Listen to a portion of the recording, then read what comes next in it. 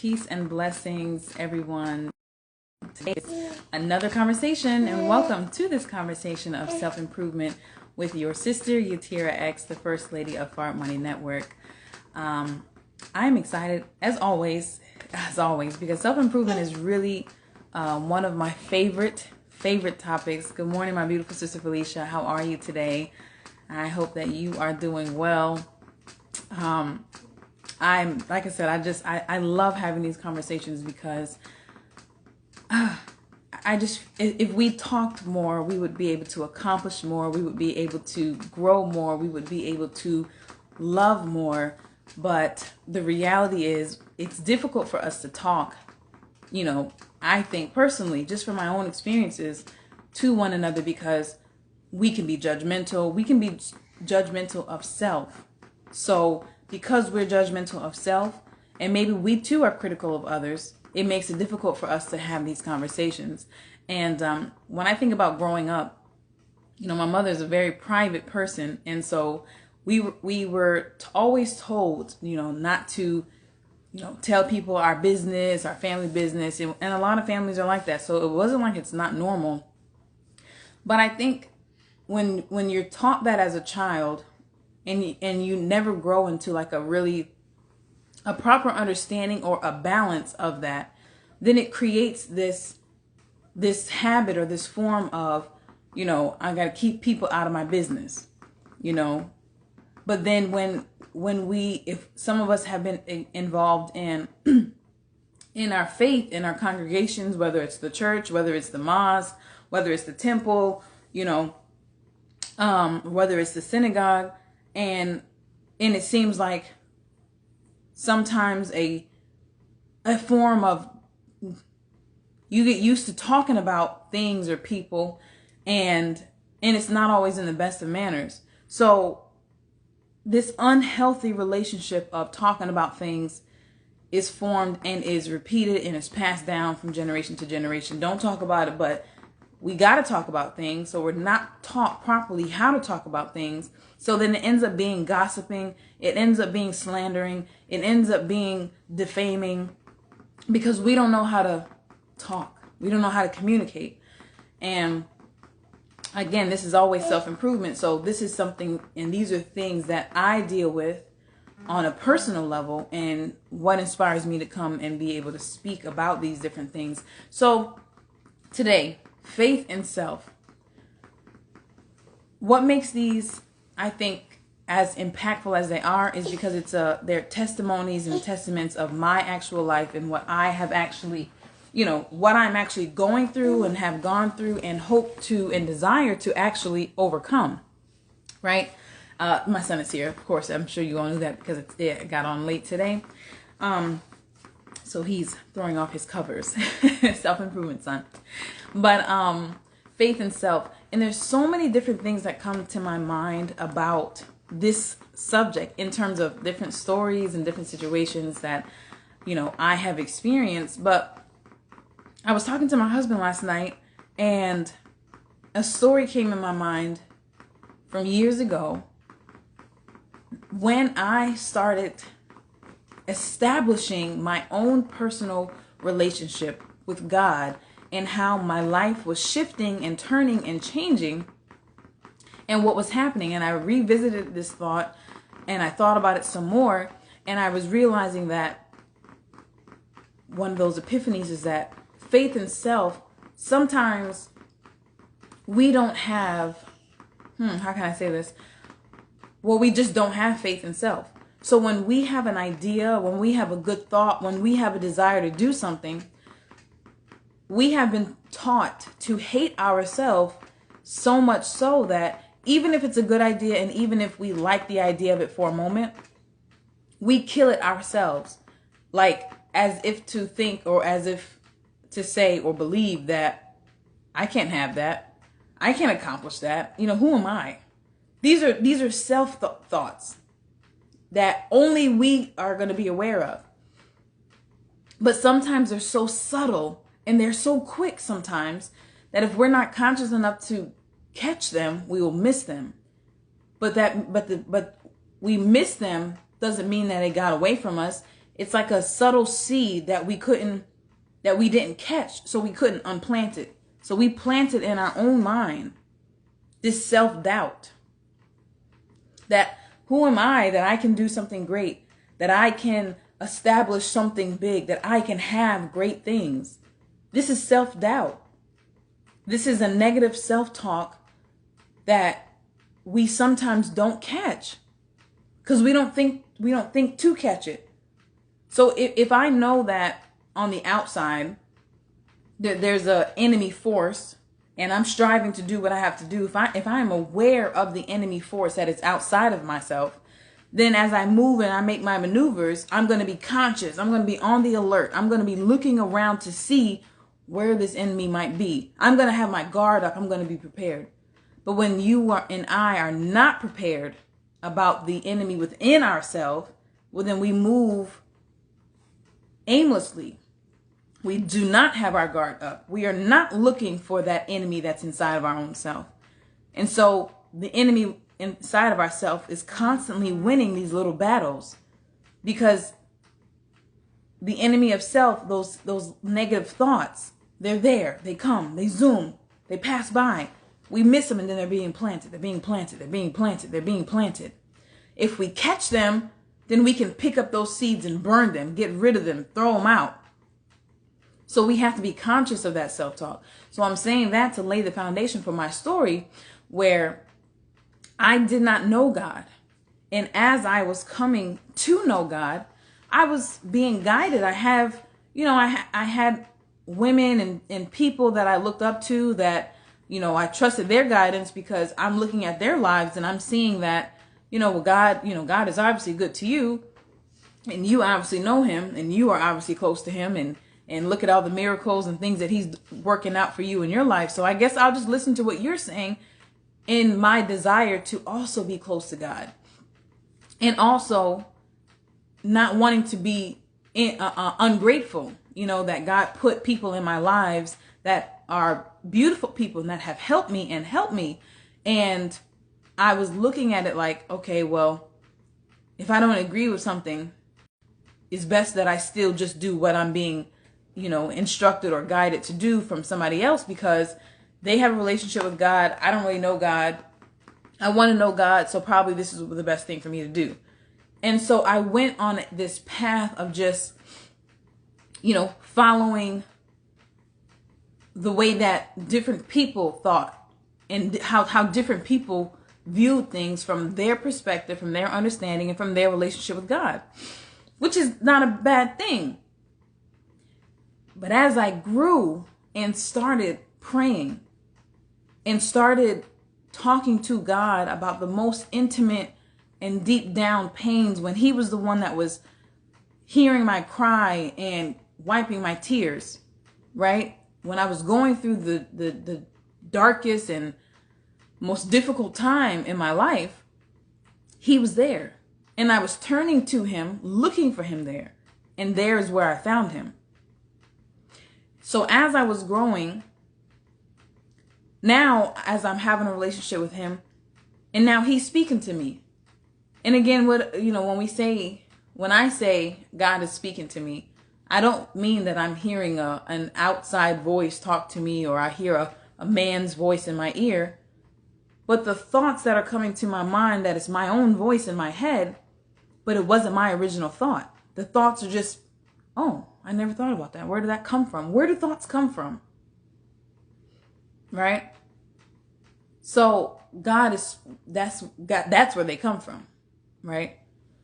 And so God was talking to me about different things, how I should move, how I should structure my life, because excuse me. Thank you. Oh, what's that?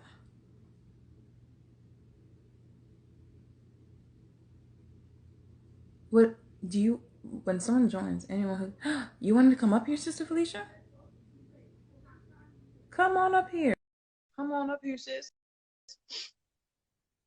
I would love to have you on. Sister Felicia, peace and blessings. Peace and blessings, sister.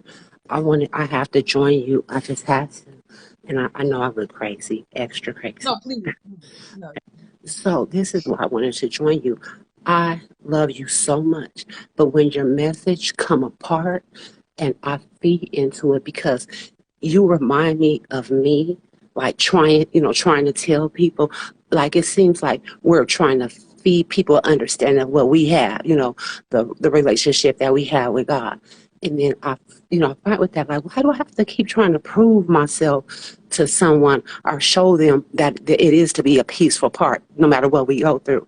So when I hear you talk, I said, this is me. She don't know she strengthens me because we're still trying to find somebody to make a point for us. But like as you've been going with these power talks every single day, I said, let me request to join her because I feel like no more. We shouldn't have to do this because God know our passion of what we're trying to do to help women and help one another be strong for one another. So it just seemed like we shouldn't have to always prove a point. You know what I mean? If you understand what I mean, prove a point to have people to understand what we go through or how we are as gifted women and how we are with allowing God to make our decisions for us, not pushing Him onto nobody, but just knowing that we trust in Him and we believe in Him. You know what I mean? And that's how I feel you. So today when you was talking, I'm like, she just sound like me here. Let's just make it clear. We trust in God. We believe in God. No matter what, He makes us strong. Point done. It's the end of story. Like, good morning, kids. Have a great day. Here's breakfast ready, dear.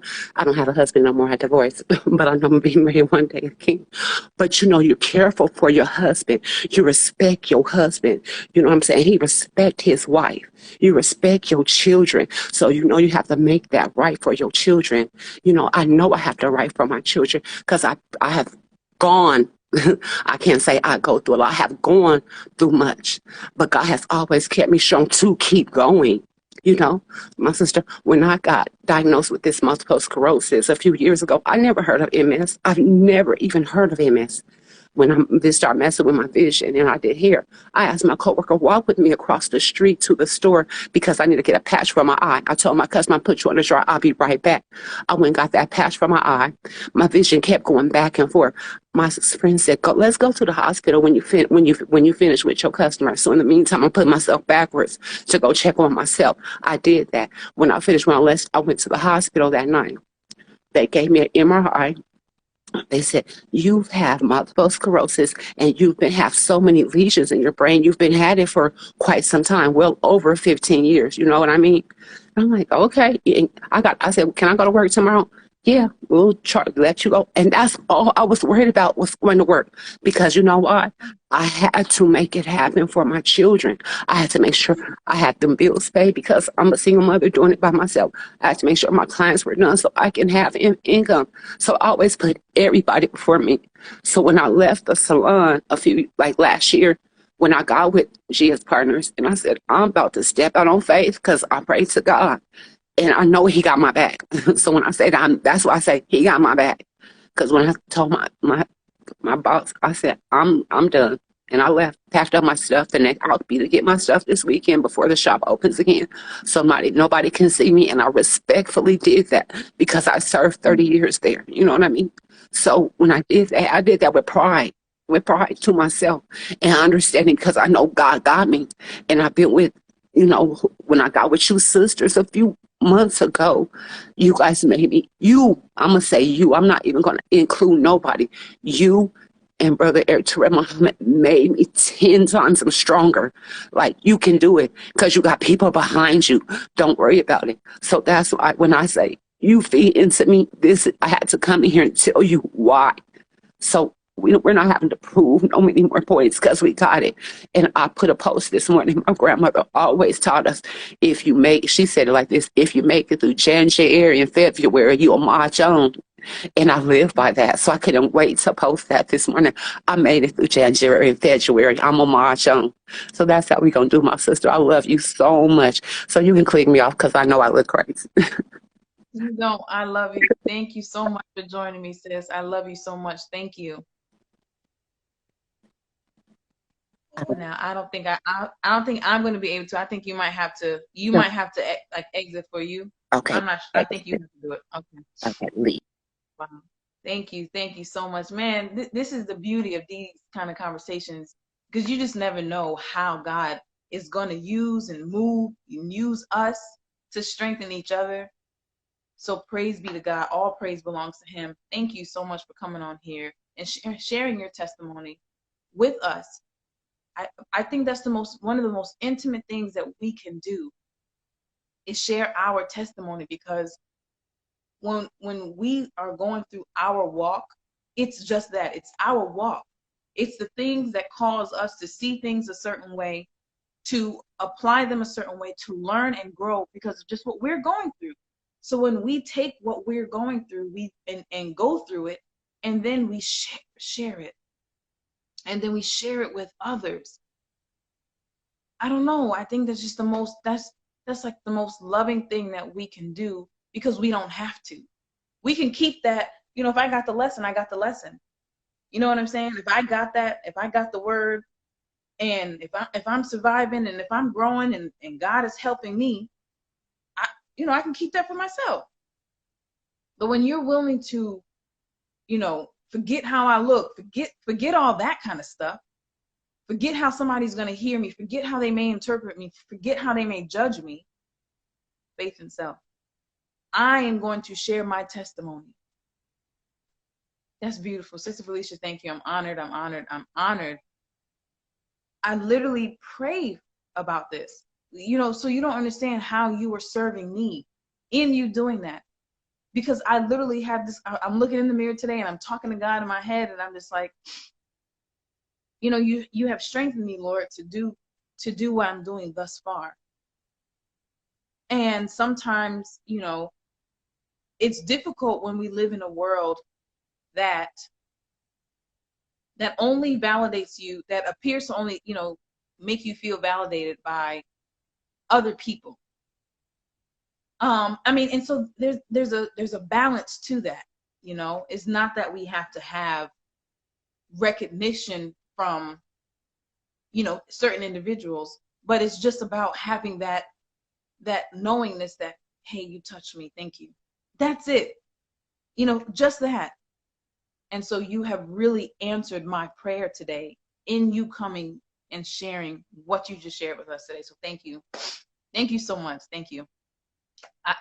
This is just fuel for me to continue to keep going, because that's just so much love in that, So thank you, Sister Felicia. I love you, and I value you, and I appreciate you. And I definitely want to connect with you about, an MS later, because I'm a firm believer that all these things can be, rectified, changed, because this world doesn't provide us with real cures and healing, but we can talk about that, God willing, we'll be able to, and I can connect with some other, just holistic folks, and, whatever you want to do in that space, because like I said, I just a firm believer that we can cure things that this world doesn't give us real solutions to, but that's what we're talking about here, family. Again, this is a conversation of self-improvement. And so as we're talking about faith in self, that's what it's about. Moving out on faith to do this. Something like this, coming here and starting these self-improvement conversations, is something that God inspired me to do. But if He inspired me to do this a few years ago, I may have told Him, no, God, this is not what you want me to do. You don't want me to do this. Maybe because somebody, why would you waste your time doing this? And I did. I told that to you all before, that when I started my speaking life, like I said, I created Speaking Life with Sister Yatira X on YouTube back in like 2017 and didn't do anything with it. Last year in November, I made a post on Facebook that I'm coming out with it, and I'm stepping out on faith, and I'm sharing the YouTube channel so that you all can know about it, and that this will help me move to the next level and do the things that I want to do here. And I got different feedback. People were supportive, and some people thought, that's time consuming. Why would you do that? I'm not going to do something like that. Why are you doing something like that? You could be doing all kind of other things. Why are you going to come on here and do that? Why don't you just, take a message from somebody else, or why don't you just share messages when you got, you got children, you got a business, you got other things that you need to be doing. You don't got time to be coming on social media and talking to folks. So this is what was said to me. And if I did not have faith in self, right? If I was still where I was a few years ago, I would have completely folded. I would have been like, oh, you're right. No, I can't do it. You're right. I have a family. Right. I can't. No, I won't. And I would have faded away. But this is something that God gave me. I was listening to the minister a few days ago, maybe a week or so ago, and I was listening to him. He was talking about, what year is this? This had to be in 2005, I believe, or a little bit after 2005, because it was during the Millions More movement. So I believe that was a good 10 years after the Million Man March in 95. And what he was talking about was the Million Man March. And he said, because a lot of people were saying different things about the Million Man March and if it was successful or if it wasn't successful. And the minister said, how can you judge if the Million Man March was successful if you don't know why the thought came to me to say it? He was like, what was in my mind that caused God to even put that in my head to say, I'm calling for 1 million men to come, and atone with God. And as he explained, and he took us through his mind and his thought process. And one of the things, and his main thing is that there's a negative image of Black people in America that is being spread all across the world. Peace and blessings, my queen, Sister Shelby. How you doing, sis? And so as he was talking about how the media, not just the media, but the movies, and he specifically mentioned the movie Menace to Society, right? Not Menace T-O, Menace 2, and he talks about who was Menace 1. But my point is that he shared with us that, peace, blessings, he shared with us that the whole world was seeing us in that light, Menace to Society. This is a movie about us in our worst condition, right? Without the proper knowledge of ourselves, with the lack of self-love, without inspiration. You know what I'm saying? This is the movie that is spread abroad about us. And so him knowing that and seeing that, he said, I want to change the image or the portrayal of us across the globe in one day. And this is where his mind was at, that God was able to put that thought of the Million Man March on his mind for him to even profess it. So my point in saying that is, where we see when we're operating from a different perspective and we're thinking on different things, this is what causes us to, not understand one another. Because if I'm in a mindset of, or a mind frame of, listen, I'm not, I don't got time to be trying to save people. I don't have time to be trying to focus on what nobody else is doing. All I got time to do is just focus on myself. Well, then when you hear something that talks about serving other people in that capacity, then it's going to miss you. You're not going to see that because that's not where your thought is at. But if my heart and my mind is set on not just being an example, but I want to be used by God to help us elevate. I want to be a tool in the hands of God, because I have been a tool of Satan in this world before I knew better. In the things that I was doing, I was a tool to keep his world not just going, but to help perpetuate his world. And that's in all aspects. But now, peace and blessing, Titanium Hustler. But now, having the proper understanding, the proper knowledge, and a new way of thinking, now I want to be a tool of God. Since I was a tool for Satan, now I want to be a tool for God. And by being a tool for God, that means being used to serve his purpose. And that doesn't always look the same for people because, again, we think differently. But when I see great men like the Honorable Minister Louis Farrakhan, and what he has done for the world, I'm like, I want to be used like that. Because what did he do to be used? Well, when he came to this knowledge, he was willing to give his whole entire life and submit to this way of not just living, I believe this, but walking it, practicing it totally in every aspect, and then teaching it, reaching others, being willing to be ridiculed, being willing to be, persecuted, talked negatively of every single day. And I'm like, dang, that's love. Because the only reason why y'all see me right now today is who I am is because of him. If he did not accept the life-giving teachings, and if he did not apply them to his life the way that he has, if he didn't submit to what God was putting on him to do, when he was being pulled in another direction, he was being offered hundreds of thousands of dollars as a young man in the music industry. He was a calypso singer, dancer, he played the violin. He was multi-talented and was offered hundreds and thousands of dollars, if not millions. I don't have all the records, but I know hundreds of thousands of dollars back in the early 50s, right? And so if he was being pulled in that way too, but he chose truth and he chose to give his life for this cause. So because of a decision that he made in 1955, here I am in 2022.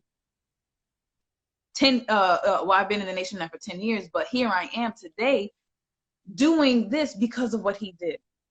And I don't even want to imagine what I would be doing and where I would be, what my life would be actually reflecting if he did not. So I'm saying all that to say that it's about the belief in self. Even though God may give us a thought, we have to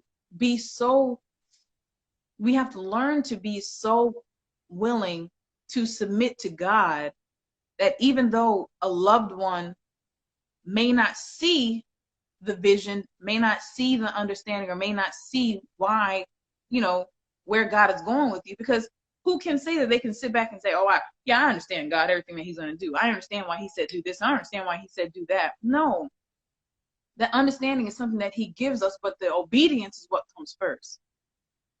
So, and that's the trial. That's the journey of self-improvement. When he tells us to do something, do it. We don't understand. I don't even understand fully what's going to come out of these here discussions. All I know is I'm to do them. I'm seeing a glimpse of it. I'm seeing different things on how the different testimonies that women are sending to me.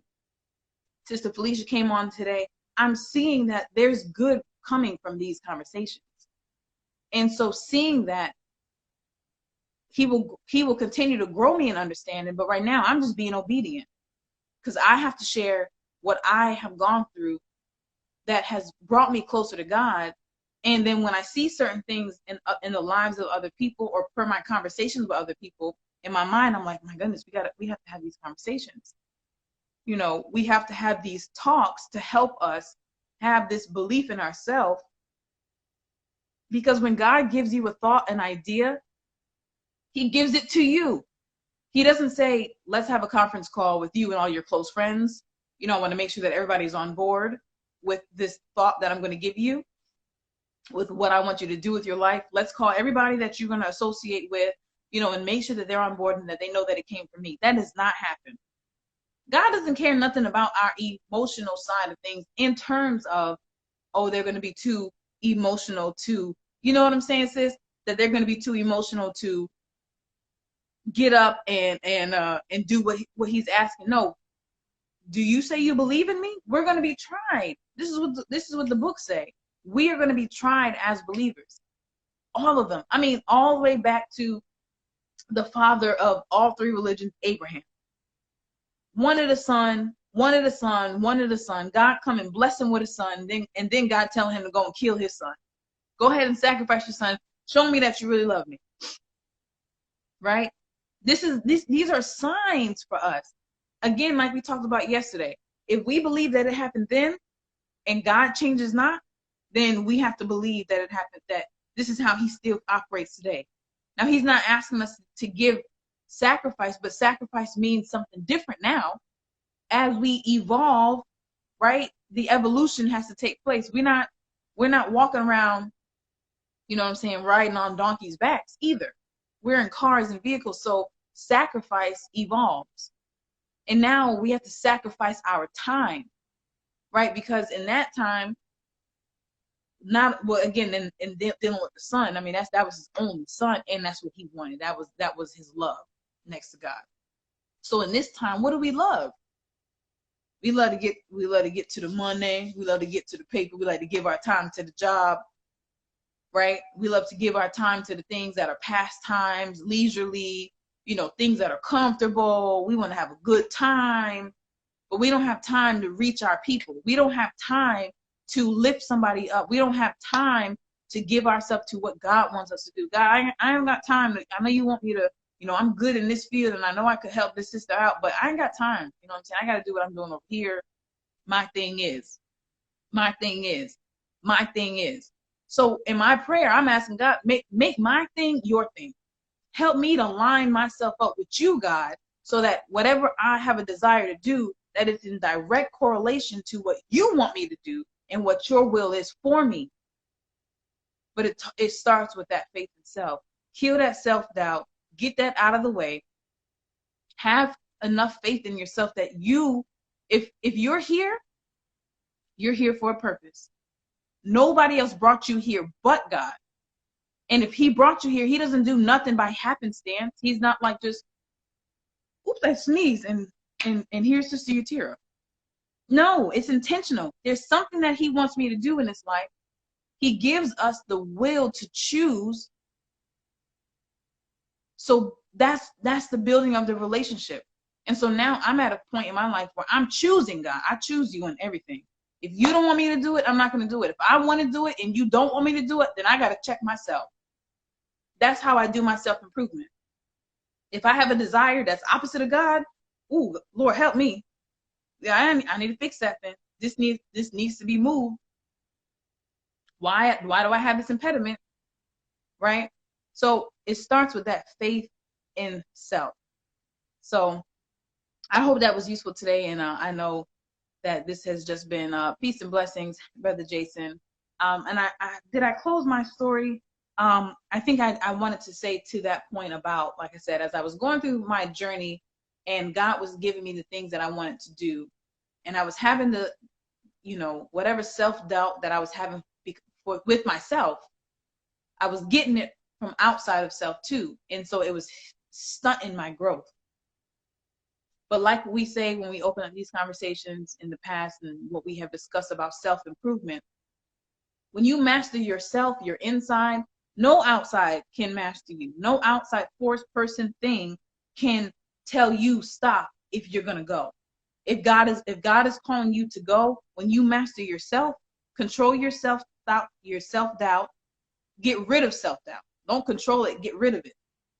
So be aware of the enemy of self, so that you may stop those thoughts and stop those seeds from being planted in your own mind. Have your guard up, because the enemy of self lives in. And when you master the enemy within yourself, there is no enemy outside, because you carry your own atmosphere, right? So I love you all. Thank you for joining me in this conversation of self-improvement. This is my journey, my testimony. And I look forward to being back on here with you all tomorrow morning at 7. And if you have a comment, or if this was useful to you in some way, shape, or form, please feel free to either comment or you can private message me. You don't have to make this a public comment. But it's just useful for me. Assalamu alaikum, Sister Felicia. Sister Alicia. I got a Sister Felicia on here. Wa alaikum salam, Sister Alicia. And so, but yes, drop a comment or, like I said, drop a private message to let me know how this message was useful for you, if it was, because that helps me just in my confirmation in my walk of doing, this work. So I love you so much, and you all have a wonderful day. This is Cecilia Tira, ex First Lady of Art Money Network, signing off. Peace.